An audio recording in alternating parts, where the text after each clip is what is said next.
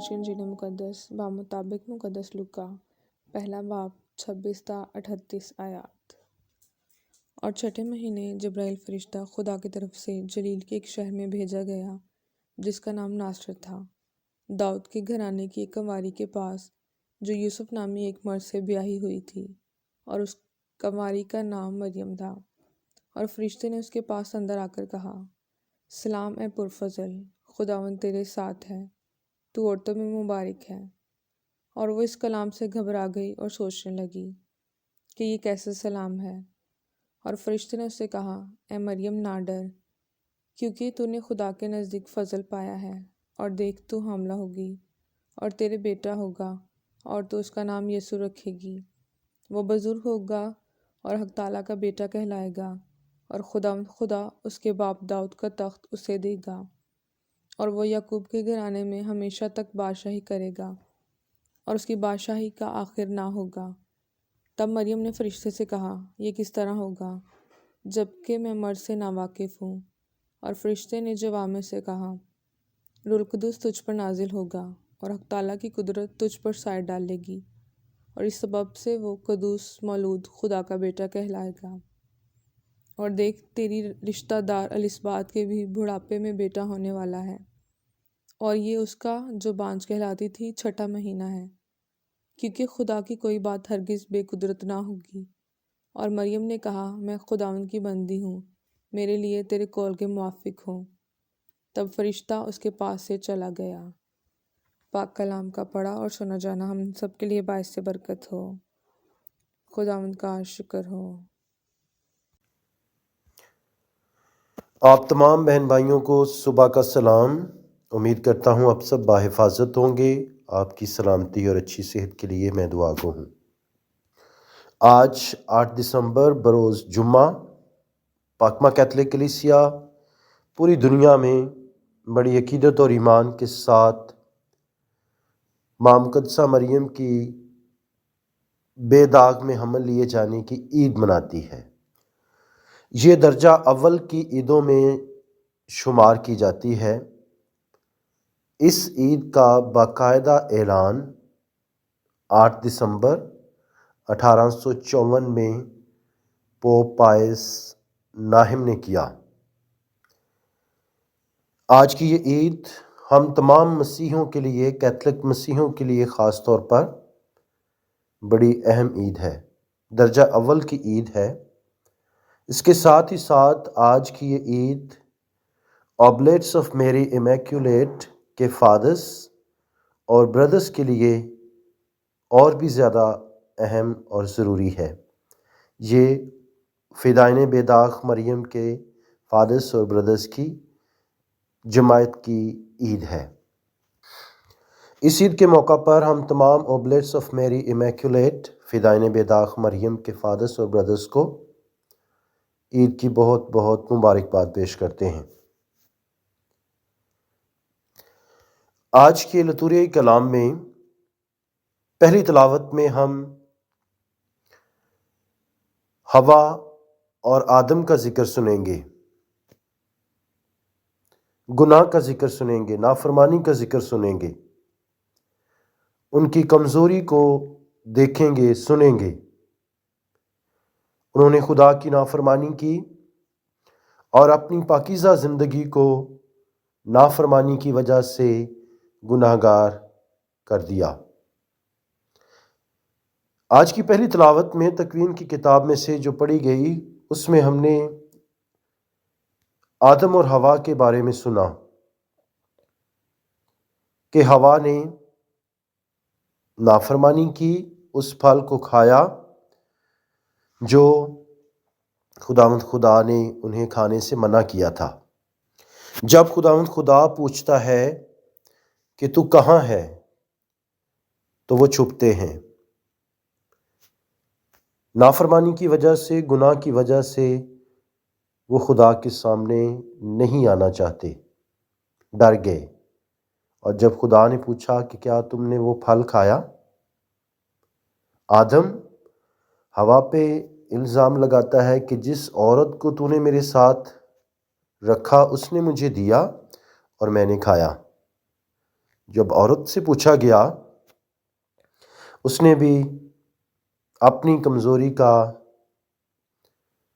الزام شیطان پر، سانپ پر لگا دیا، جبکہ خدا نے آدم اور حوا کو پھل نہ کھانے کا حکم دیا۔ میرے عزیزو، آج پہلی تلاوت میں جو بارہا ہم نے سنی ہے، پہلے آدم اور حوا کی نافرمانی کا ذکر، آج اس عید کے موقع پر دوسری حوا یعنی ماں مقدسہ مریم، اس کی پاکیزگی کا ذکر آتا ہے۔ آج انجیل مقدس میں ہم ماں مقدسہ مریم کی پاکیزگی کا ذکر سنتے ہیں۔ ماں مقدسہ مریم شروع سے ہی خدا کے منصوبے کے مطابق اپنی ماں حنا کے پیٹ میں بے داغ حمل میں لی گئی۔ ماں مقدسہ مریم کی اس پاکیزگی کا اقرار دونوں جہانوں میں کیا جاتا ہے، دیکھ اب سے لے کے ابد تک سب مجھے مبارک کہیں گے، اور ایسا ہے۔ مقدسہ مریم کی پاکیزگی کا ذکر، مقدسہ مریم کے پرفضل ہونے کا ذکر ہم فرشتے کی زبان سے سنتے ہیں، جبرائیل کی زبان سے۔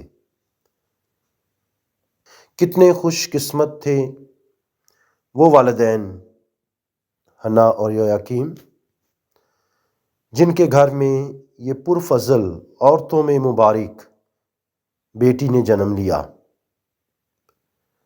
اور پھر ماں مقدسہ مریم نے اپنے آپ کو پاکیزہ رکھا، اور اس کی پاکیزگی اس کے پرفضل ہونے کے وسیلہ سے ہی خداوند یسوع مسیح ہمارا نجات دہندہ مقدسہ مریم کے پیٹ میں متجسد ہوا، اس نے بدن لیا۔ آج جب ہم ماں مقدسہ مریم کے بے داغ حمل میں لیے جانے کی عید مناتے ہیں، آئے ہم ماں مقدسہ مریم کی پاکیزگی کو، اس کا ہمیشہ اقرار کریں۔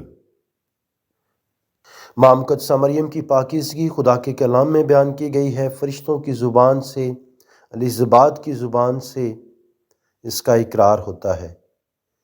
ہم بھی ان تمام آسمانی باشندوں کے ساتھ مل کر، مقدسوں کے ساتھ مل کر جب یہ عید مناتے ہیں، اس جہان میں آج ہر جگہ پہ کیتھولک کلیسیا بڑی شادمانی کے ساتھ، ایمان کے ساتھ، شوق اور جذبے کے ساتھ یہ عید مناتی ہے۔ یہ عید ہمیں یاد دلاتی ہے کہ پرانے عہد نامے میں جو پرانی حوا تھی وہ کمزور تھی، وہ اپنی کمزوری پر فتح نہ پا سکی، کمزوری میں گر گئی، نافرمانی کی، جبکہ ماں مقدسہ مریم جو نئے عہد کی حوا ہے، اس نے اپنی پاکیزہ زندگی کو قائم رکھا، خدا کی مرضی کو قبول کیا کہ میں خدا کی بندی ہوں، میرے لیے تیرے قول کے موافق ہو۔ خداوند اس عید کے وسیلہ سے ہمیں بھی اپنی کمزوریوں پر فتح پانے کی توفیق دے۔ خداوند ہمیں بھی توفیق دے تاکہ ہم بھی خدا کے فرما بردار رہیں۔ خداوند ہمیں خاص فضل بخشے تاکہ جب ہم سال ہر سال یہ عید مناتے ہیں، ہم بھی اس زندگی میں اپنے آپ کو پاکیزہ رکھیں، شیطان کی چالوں سے، شیطان کے برے منصوبوں سے، شیطان کے برے خیالات سے اپنے آپ کو محفوظ رکھیں، اور اس کے لیے ماں مقدسہ مریم کی پاکیزہ زندگی، ماں مقدسہ مریم کی پاکیزہ ہستی ہمارے لیے ایک اعلیٰ نمونہ ہے۔ آج خداوند سے خاص دعا کرتے ہیں، خداوند ہم سبوں کو توفیق دے، جب یہ ہم عید مناتے ہیں، ہم ہمیشہ ماں مقدسہ مریم کی طرح پاکیزہ زندگی گزارنے کی کوشش کریں، خدا کے احکامات پر عمل کرنے کی توفیق عطا کریں۔ آج ان لوگوں کے لیے بھی خاص ہم دعا کریں جو ماں مقدسہ مریم کی پاکیزگی، ماں مقدسہ مریم کی شخصیت پر مختلف سوال اور الزام لگاتے ہیں۔ مہربان باپ انہیں بھی ہمت اور طاقت دے تاکہ وہ بھی خدا کے کلام کو پڑھیں، سنیں، سمجھیں، عقل اور دانائی حاصل کریں تاکہ وہ ماں مقدسہ مریم کی عزت اور احترام کریں، خدا کے کلام کو سمجھیں۔